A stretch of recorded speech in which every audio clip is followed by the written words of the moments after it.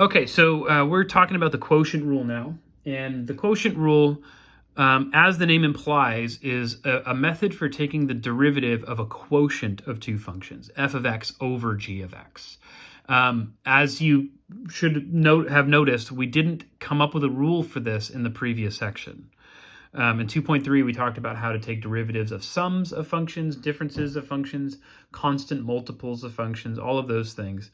But never did we talk about a product of functions, which we just finished talking about here in 2.4, or a quotient of two functions. And the reason why is because neither of those things work the way that you initially would expect them to. Specifically, the derivative of f of x over g of x is not equal to the quotient of their derivatives. It's not the same as f prime over g prime, as much as it feels like that's what should happen. And we can, like we did with the product rule, we can verify that this is not going to work with an example. So consider this one. Say I wanted to take the derivative of x squared. We have our power rule, which says that this derivative would be 2x. We know that one by now. But you can represent the function x squared in all sorts of different ways. And one way I could represent it is x to the 6th over x to the 4th. Because this would simplify to x squared, as you should hopefully be able to see without any real effort. So if this thing actually was a rule, if this was an equals sign here, and I could find the derivative of f over g by just taking f prime over g prime, then all I would need to do is take the derivative of x to the 6th and the derivative of x to the 4th and divide those. So let's see what happens if we did that. The derivative of x squared is the same thing as the derivative of x to the 6th over x to the 4th. And if we could use a rule like this one, I would be taking the derivative of my numerator and the derivative of my denominator where they are, and then keeping those in the form of a quotient. The derivative of x to the 6th is 6x to the 5th, power rule. Derivative of x to the 4th is 4x cubed, another application of the power rule. But at this step here, we would want to simplify our answer. 6 over 4 simplifies to 3 halves, and x to the 5th over x cubed becomes x squared. We get 3 halves x squared, which is not the same as the 2x that we should have gotten. Okay, so that means that this thing does not actually work. We instead need a quotient rule, and this is a more complicated one. This one takes a little bit more work to remember. So here, if you want to take the derivative of f of x over g of x, then what it is g of x times the derivative of f minus f times the derivative of g, and then all of that goes over g of x squared. Notice there's no derivative happening in my denominator. It's the original denominator squared, okay? We can write this in prime notation here, or we can use that u and v notation that we did for the product rule. So I can set u equal to f of x, v equal to g of x, so that my quotient looks like u over v. The derivative of that is v u prime minus u v prime all over v squared. You have to be a little more careful with the quotient rule.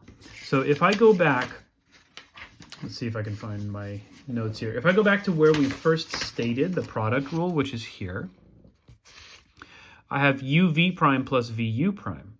But if I couldn't remember which of these two things came first, it wouldn't really matter, because if I accidentally put vu prime first and uv prime second, all I did is I switched the order of the addition here, and since addition is commutative, just like multiplication, it would give me the same answer. So it's safe to mix these two terms up and put one first and the other second, or vice versa.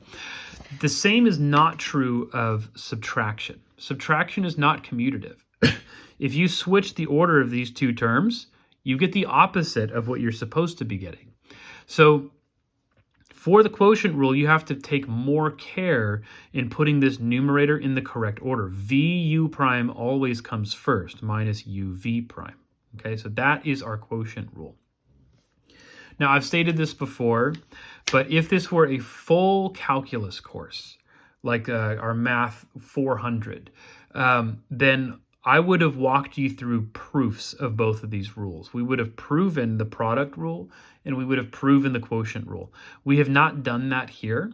because again, this is a business calculus course, and we put far less emphasis on the theory behind calculus and more just on the application of it. So we're teaching you a rule. We're not really showing you that the exact reason why it works. If you are interested in seeing that, you can find my Math 400 YouTube playlist. I do prove the quotient rule and the product rule in some videos as a part of that playlist. But for us, we're going to remember that this is how we take the derivative of quotients and then try doing some examples with it. So let's start with this, okay? When I'm finding the derivative of this quotient of two functions, what I would want to do is make a note of which thing is u and which thing is v. You don't need to do this every time. I recommend like labeling your u and your v the first few times you use this rule, but eventually you'll get so used to it that you won't need that anymore. In fact, you won't always need to do what I'm doing next, which is finding the derivatives of those things. So if I find the derivative of u, that's equal to 2x minus, remember we've already encountered the square root of x in the previous video. We said that its derivative is 1 over 2 root x, and we talked about how you would find that and not just memorize it. V prime, x to the fourth plus 1, when I take the derivative of that entire denominator there, I just get 4x cubed. Okay, so the quotient rule. How do we find the quotient rule? Where y prime is equal to v u prime minus u v prime all over v squared. I have u prime and v prime all written out here. I just need to put each piece where it belongs. So v u prime comes first. That's x to the fourth plus 1 times 2x minus 1 over 2 root x. So there's my v and my u prime. That's the first thing. Minus u v prime. So minus u v prime. Since v prime only consists of one term and u consists of two terms, I'm going to put the u first. I'm sorry, the v prime first, which is 4x cubed, and then the u next. X squared minus the square root of x. That's the numerator for my quotient rule. Finally, my denominator is the original denominator squared, or v squared. That's all I'm going to bother doing. I could try simplifying this and what have you, multiplying things out. I'm not really concerned with that. I would rather just leave this as is for this specific example and move on. Next function is the natural log of x over x. So we have u here. We have v there. Let's find u prime and v prime. U prime, so the derivative of the natural log of x, we know is 1 over x. V prime, the derivative of x, is just 1. So what happens to our derivative? We get f prime of x is equal to v u prime. So x times u prime. X times 1 over x. Minus u times v prime. 1 times the natural log of x, which is just the natural log of x. All over x squared. Now, this one has such a quick and obvious simplification that we're going to do it. So x times 1 over x, just like any number times its reciprocal, is always equal to 1. So that becomes 1 minus the natural log of x over x squared. That looks way cleaner. We're going to write that as our answer. Okay, just realized I never boxed this off. Let's do that here. Okay, quotient rule. We've used another example. One more to go. This one, 5 to the power of x times x squared plus 1 all to the power of negative 1. It looks like we would want to use the product rule here. And it is possible to use the product rule, but you would have to use it in conjunction with another rule that we have not talked about yet called the chain rule. That's going to be the next section. And the reason for that is because you have what's called a composite function here, x squared plus 1, but it's inside another function, this this power to -1 here. So instead of trying to go that route, we're going to rewrite this. I think I wanted to call it y. I left that off. We want to rewrite this in this form. 5 to the power of x over x squared plus 1. Because when you raise something to the -1 power, it's the same thing as taking the reciprocal of that thing. So it's the same thing as putting 1 over x squared plus 1 and then multiplying that to 5 to the power of x gives me this. Now it's in the form of a quotient, and so it's clear that I would want to use the quotient rule for this. U prime in this case is the natural log of 5 times 5 to the x. V prime is equal to 2x. So now on to the quotient rule. I want v u prime. So I'm going to take this guy and I'm going to put it first. I'm going to put u prime first. Y prime is equal to the natural log of 5 times 5 to the x. And then v is x squared plus 1 minus u v prime. So u is 5 to the x. V prime is 2x. I'm going to write that as just 2x times 5 to the power of x all over the denominator squared, x squared plus 1 squared. Once again, I'm going to leave this in this form and not worry about simplifying. However, if I were going to simplify, the first thing that I would do is notice that I have two large terms in my numerator, both of which have a factor of 5 to the x. Being that it's a common factor, I could factor the 5 to the x out. That's probably what I would have done as kind of a first step.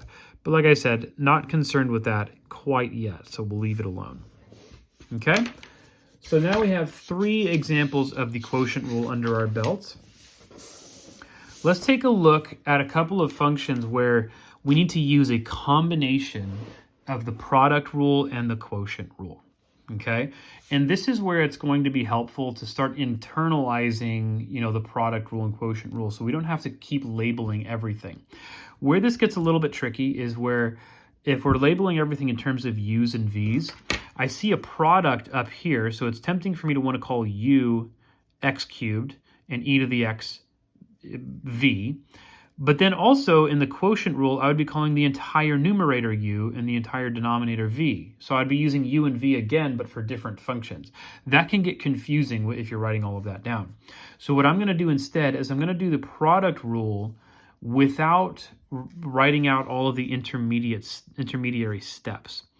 I'm going to call this entire numerator u and that entire denominator v, so that when I find u prime and v prime, I'm doing it for the quotient rule. U prime. Well, u is a product of two functions. It's x cubed e to the x. So to find u prime, I would need the product rule. And the way I think of it is this way. First times the derivative of the second. So x cubed times the derivative of e to the x, which is just e to the x, plus second times the derivative of the first. So the e to the x, we leave it alone. Take the derivative of x cubed, which is 3x squared times that e to the x there. That's what my product rule would have given me. Okay. Now, you'll probably need to practice the product rule a few times by labeling everything u and v until you get to the point where you can just think it through the way that we did here. But you do eventually want to get to this point, especially when we have problems like this that call for both the product rule and the quotient rule in the same derivative. What is v prime? That one is straightforward. V prime is equal to 1 over the natural log of 3 times, what was it, 3 to the x? Is that how we do that one? I actually forgot that rule. For logarithms, oh, I'm sorry. I know what I was missing. It should just be an x. I'm not sure why my brain just forgot that one detail. 1 over natural log of 3 to the power of x. Or sorry, times x. Natural log of 3 times x. So we have u prime, we have v prime. Now we go to our quotient rule. Quotient rule starts with v u prime. So log base 3 of x times this whole thing. Since log base 3 of x is just one term, I'm going to put it first. U prime consists of 2 terms. I'll put that in parentheses next to it. So it's going to look like this. and then minus u v prime. So minus u times v prime. Well, if you notice, u times v prime, I'm multiplying an expression x cubed e to the x times 1 over something. That will just get multiplied right into the numerator of that rational expression. So it becomes x cubed e to the x over, what did we say it was? Natural log of 3 times x. And then this whole thing goes over the denominator v, but squared. So log base 3 of x squared. Again, you could pretty easily do some simplifying steps here. For example, this x cubed and this x gets some cancellation that happens. I'm not concerned about that here. Just concerned about knowing how to use the rule. Okay, another example right here.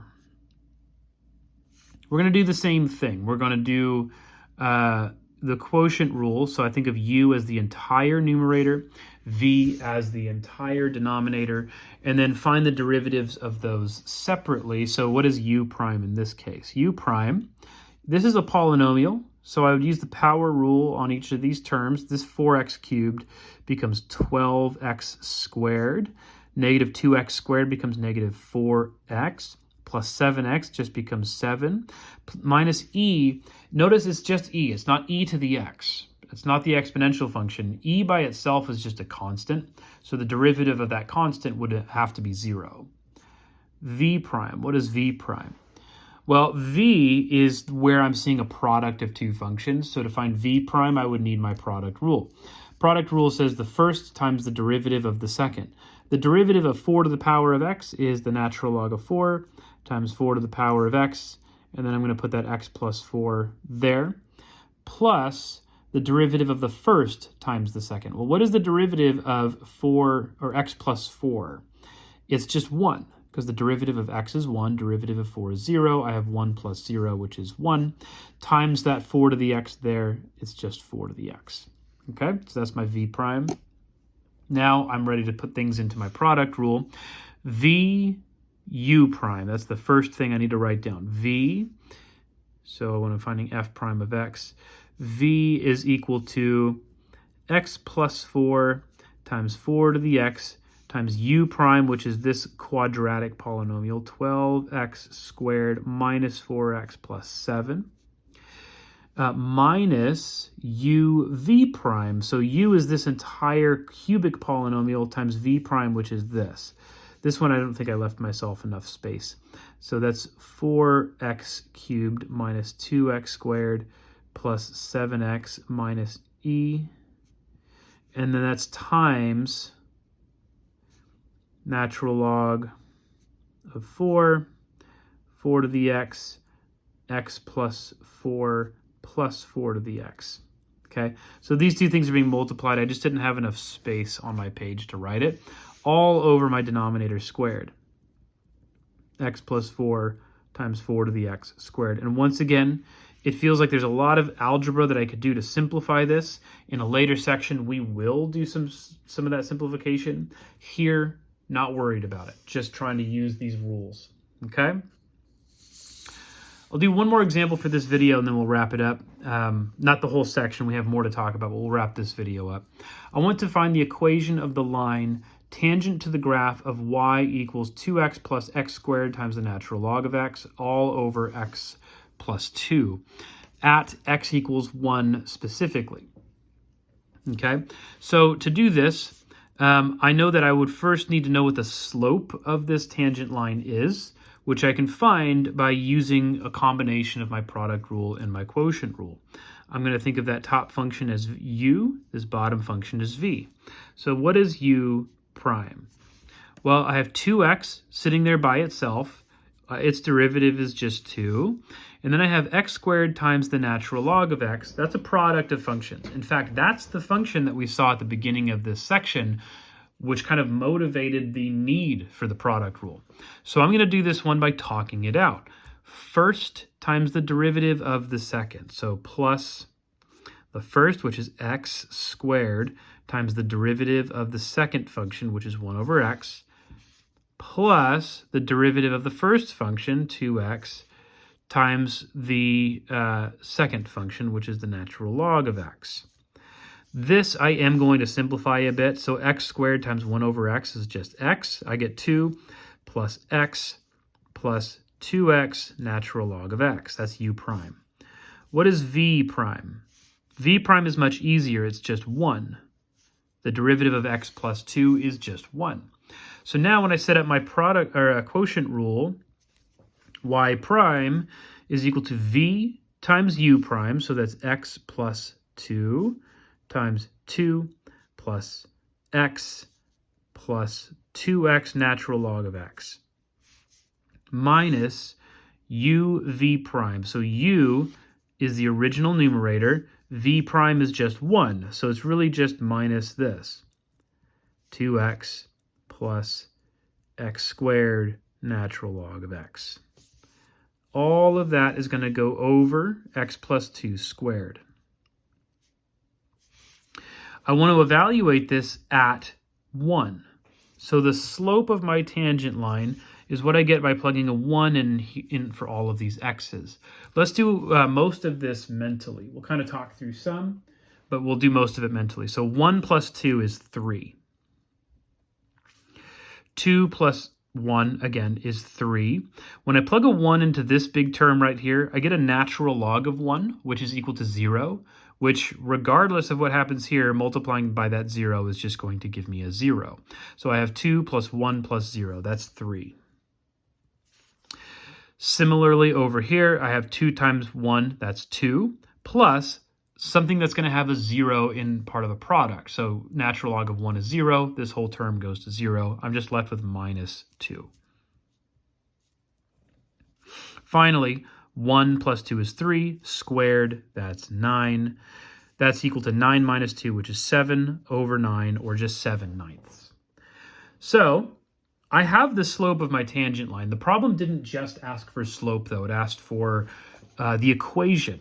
And what we want is to use y minus y1 equals m times x minus x1, your point slope form for a line.